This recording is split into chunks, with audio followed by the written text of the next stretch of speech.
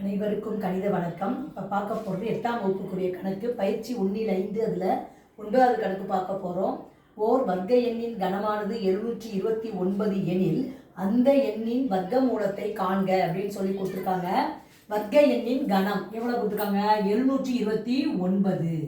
இப்போ 729 என்பது எதனுடைய கனம் அப்படிங்கிறத ஃபஸ்ட்டு கண்டுபிடிக்கணும். இப்போ 729 இருக்குது. இந்த பகாக்காரணி முறையில் வகுத்துக்கிட்டு வரோம். 3ஆல் வகுக்கிறேன். 2 3 6 1 12 4 3 12 3 9. திரும்பவும் 3ஆல் வகுக்கிறேன். 8 3 24 1 3 3. திரும்பவும் 3ஆல் வகுக்கிறோம். 2 3 6 மீதி 2 21 7 3 21. திரும்பவும் 3ஆல் வகுக்கிறோம். 9 3 27. திரும்ப 3ஆல் வகுக்கிறோம். 3 9.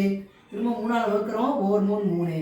இப்போ 729 கனமூலம் இப்போ எவ்வளோ வருதுன்னு பாருங்கள். 3 × 3 × 3 × 3. எத்தனை 3 இருக்குது? 6 3 இருக்குது.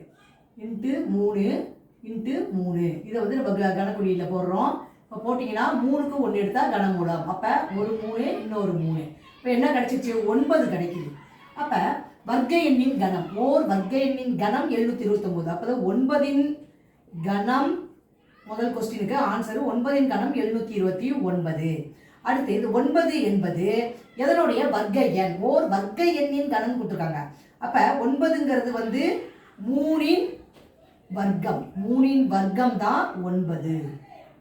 3இன் வர்க்கம் 3 × 3 9 அப்படின்னு கண்டுபிடிச்சிருக்கோம். அப்போ அடுத்த கொஸ்டின், அந்த எண் எது? அந்த எண் அப்படிங்கிறது கண்டுபிடிச்சது வந்து 3. அப்போ 3னுடைய வர்க்க மூலம் கண்டுபிடிக்கணும். 3னுடைய வர்க்க மூலம் கண்டுபிடிச்சா அதுதான் அந்த கேள்விக்குரிய விடையாகும். 3இன் வர்க்க மூலம். இப்போ நீள்வகுத்தல் முறையில் நம்ம 3ஓட வர்க்க மூலம் கண்டுபிடிக்கிறோம். புள்ளி வச்சுக்கிறேன். 0 0 0 0 0 2 4 6 8 4 0 போட்டிருக்கேன். இப்போ வந்து 2 2 நம்ம வந்து என்ன பண்ண போகிறோம்? தசம எண்ணில் தான் வரும் 3னுடைய வர்க்க மூலம் கண்டுபிடிக்கும் பொழுது. ஓர் 1 1 மீதி 2. இப்போ 1 1 கூட்டினால் 2. இந்த 2 பூஜ்ஜியத்தை இறக்கி போடுறோம். இங்கே புள்ளி வச்சுருக்கோம், இங்கே புள்ளி வச்சுக்கிறோம். இப்போ 200 அப்படின்னா என்ன வரும்? 1 1 2. 2ஓட எந்த நம்பரை போட்டு பெருக்கினால் 200 இருக்குன்னு பார்த்தீங்கன்னா 7 போடுறேன். 7 7 49 மீதி 4. 2 7 14 4 18. அப்போ 7ங்கிற நம்பர் இந்த இடத்துல இந்த நம்பருக்குள்ளே வருது. அப்போ இங்கேயும் 7 போட்டுக்கிறோம். 189. இதை கழிச்சோம்னா 10ல் 9 போனால் 1. அப்புறம் 9ல் 8 போனால் 1. அடுத்து என்ன பண்ண போகிறோம்? இந்த 2 பூஜ்ஜியத்தையும் இறக்கி போட்டுக்கிறோம். இப்போ 17 17 கூட்டினால் 34ன்னு வந்துடும். 34ஓட எந்த நம்பரை போட்டு பெருக்கினால் இந்த நம்பருக்குள்ளே வருதுன்னு பார்த்தோம்னா நான் 3ங்கிற நம்பரை போட்டு பெருக்கி பார்க்குறேன். 3 9 4 12 மீதி 1 3 9 1 10. அப்போ 3ங்கிற நம்பர் பொருந்துது. இப்போ 3ங்கிற நம்பர் இங்கேயும் போட்டுக்கிறேன். 1029.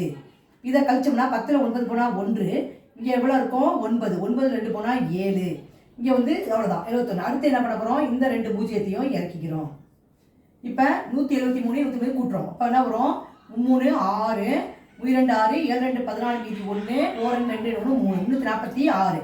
இப்போ 346க்கு பக்கத்தில் எந்த நம்பரை போட்டு பெருக்கினால் இந்த நம்பருக்குள்ளே வருதுன்னு பார்க்குறோம். அப்போ 3402 போடலாம். போட்டோம்னா கரெக்டாக வந்துடும் பாருங்க. 346 2. அதை 2ஆல் பெருக்கணும்னா 2 4 6 2 12 மிச்சம் 1 4 8 1 9 2 6. அப்போ என்ன பொருந்தது? 2ங்கிற நம்பர் இந்த இடத்துல பொருந்தது.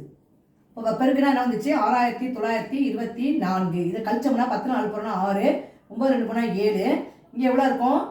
இங்கே 10 இருக்கும். 10ல் 7 போனால் அது வராது. அவ்வளோதான் 76ன்னு வருதா? இப்போ இது 9 ஆக்சுவலாக. 10ல் 4 போனால் 6 9ல் 2 போனால் 7. இங்கே 0 இருக்கும். 0 9 போனால் என்ன வந்துடும்? 1. இப்போ அடுத்து பாருங்கள், இந்த 2 பூஜ்ஜியத்தையும் இறக்கி போடுறோம். இப்போ இது 2 கூட்டி பார்க்குறோம் பாருங்கள். 1732 2ஆல் பெருக்கணும்னா என்ன வந்துடும்? 2 2 4 2 6 7 2 14 மீதி 1 1 2 1 3. இங்கே இருக்கிறது 3464 இருக்குது. இங்கே 17600 இருக்குது. சப்போஸ் 1 போட்டாலுமே 34000 வந்துடும். இங்கே 17000 தான் இருக்குது. அப்போ இதோட போட்டுட்டு என்ன பண்ணலாம்? இங்கே ஒரு பூஜ்ஜியத்தை போட்டுக்கலாம்.